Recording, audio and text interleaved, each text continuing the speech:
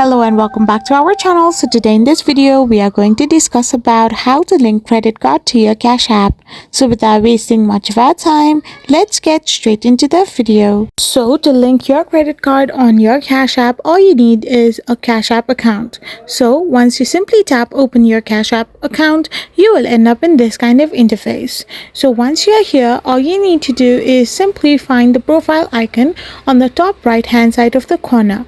So simply tap on that particular icon and you will end up in this interface. Once you are here, you need to simply scroll down and go to linked banks. Once you tap on linked banks, here will be different kinds of bank that are already linked, or you can simply tap on link credit card option.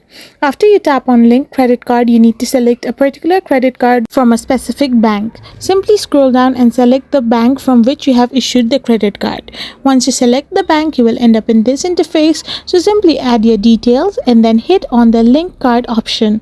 Once you do this, you can simply link your credit card with your Cash App. I hope you found this video helpful, so don't forget to hit that subscribe button and to give us a thumbs up. We will be back again with more informative videos.